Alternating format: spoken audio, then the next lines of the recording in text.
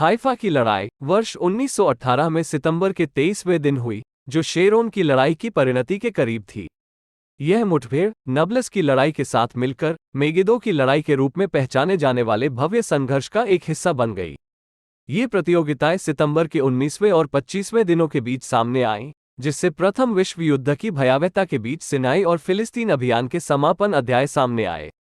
Haifa में संघर्ष के दौरान भारतीय 15वीं इंपीरियल सर्विस कैवेलरी ब्रिगेड 5वीं कैवेलरी डिवीजन के बहादुर सैनिकों ने डेजर्ट माउंटेड कोर के एक खंड के साथ मिलकर ओटोमन साम्राज्य के रियर गार्ड टुकड़ियों पर एक दुस्साहसिक आक्रमण शुरू किया।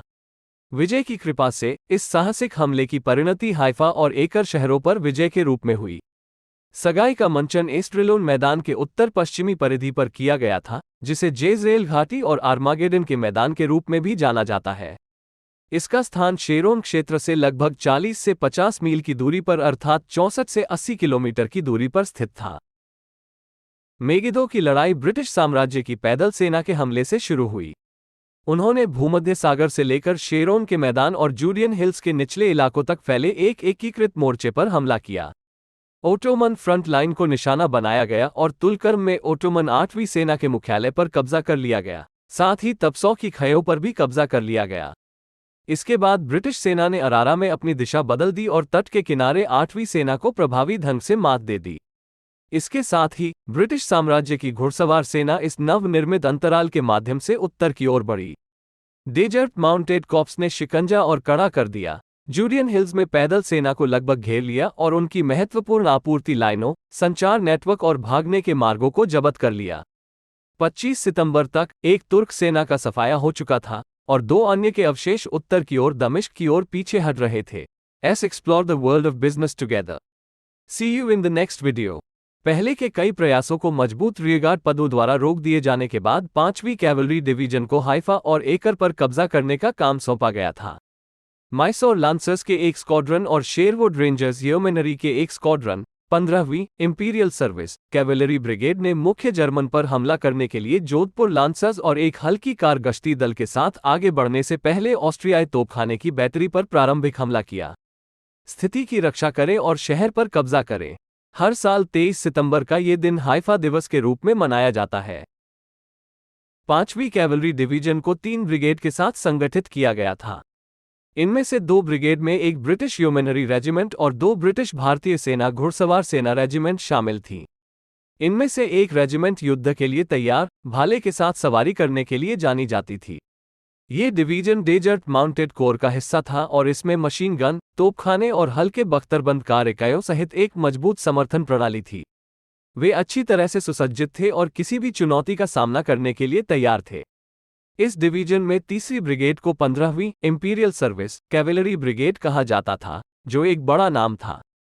इस ब्रिगेड में आमतौर पर भारतीय रियासतों जोधपुर, माइसोर और हैदराबाद की 3 घुड़सवार सेना रेजिमेंट शामिल थीं। वे वास्तव में घुड़सवारों का एक प्रभावशाली समूह थे। अफुला और नाजरेथ पर कब्जा करके जूडियन हिल्स में ओटोमन 7वीं और 8वीं सेनाओं को सफलतापूर्वक फंसाने के बाद यिल्दिरिम आर्मी ग्रुप के सामान्य मुख्यालय ने अपनी 3 सेनाओं के साथ संचार खो दिया। डेजर्ट माउंटेड कोर ने उत्तर की ओर जाने वाले सभी सीधे मार्गों को नियंत्रित कर लिया, जिससे पीछे हटने वाली 7वीं और 8वीं सेनाओं के पास जॉर्डन नदी के पार पूर्व की ओर छोटी सड़कों या पटरियों का उपयोग करके हेडजाज रेलवे की ओर वापस जाने के अलावा कोई विकल्प नहीं बचा। मिस्र अभियान बल के लिए आगे बढ़ने के लिए हाइफा पर कब्जा करना महत्वपूर्ण था। बंदरगाह की ओर जाने वाली सड़कें पटरियों से ज्यादा कुछ नहीं थीं, जिससे आपूर्ति की लैंडिंग के लिए क्षेत्र को सुरक्षित करना आवश्यक हो गया। 21 सितंबर के शुरुआती घंटों में 18वीं किंग जॉर्ज ओन लांसर्स, जो 13वीं कैवेलरी ब्रिगेड का एक हिस्सा था, पर शहर के पश्चिम में एकर रोड पर आगे बढ़ते समय हाइफा से एक ओटोमन बटालियन द्वारा हमला किया गया था। एक संक्षिप्त लड़ाई के बाद वे बटालियन को हराने में कामयाब रहे, जिससे 30 लोग हताहत हुए और 200 से अधिक कैदियों को पकड़ लिया गया। 22 सितंबर को एक हवाई टोही ने संकेत दिया कि तुर्क सेना ने हाइफा को खाली कर दिया था। हालांकि ये जानकारी गलत साबित हुई जब हाइफा एनेक्सेशन अभियान को सटीक ओटोमन तोपखाने और मशीन गन की आग का सामना करना पड़ा, जिससे उनकी प्रगति रुक गई। लाइट कार पेट्रोल की बख्तरबंद कारों द्वारा संचालित एक टोही मिशन के दौरान उन्हें हाइफा की ओर जाने वाली सड़क से 200 गज 180 मीटर दूर स्थित एक संदिग्ध व्यक्ति का सामना करना पड़ा। माउंट कार्मेल की निचली ढलानों पर रणनीतिक रूप से रखे गए तोपखाने द्वारा समर्थित इस रिडाउट को मशीनगनों से भारी रूप से मजबूत किया गया था। बख्तरबंदकारों ने अपनी मशीनगनों से दुश्मन को उलझा दिया, जिसके परिणामस्वरूप रिडाउट ने तेजी से आत्मसमर्पण कर दिया।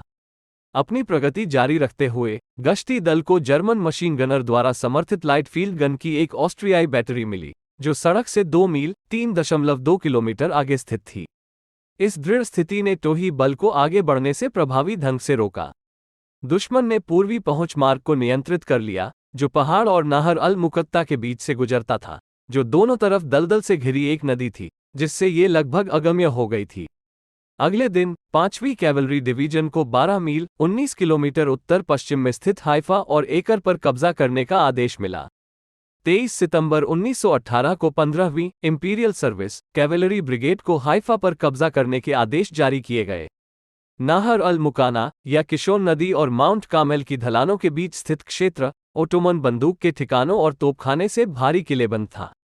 इस महत्वपूर्ण स्थिति पर कब्जा करने के लिए ब्रिगेड की एक टुकड़ी जोधपुर लांसर्स को नियुक्त किया गया था, जबकि माइसौर लांसर्स पूर्व और उत्तर से शहर पर हमला करने के लिए तैयार थे।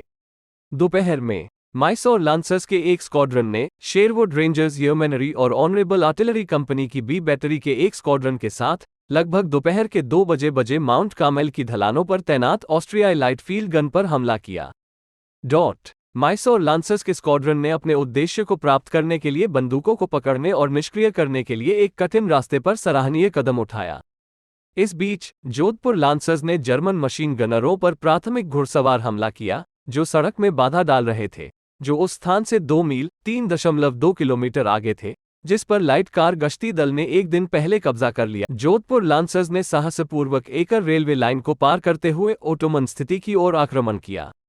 हालांकि भयंकर मशीन गन और तोपखाने की आग से उनकी प्रगति बाधित हुई।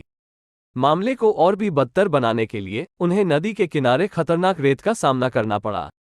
डरे बिना वे कुशलतापूर्वक बाईं ओर चले गए और माउंट कार्मेल की निचली ढलानों पर उतर आए।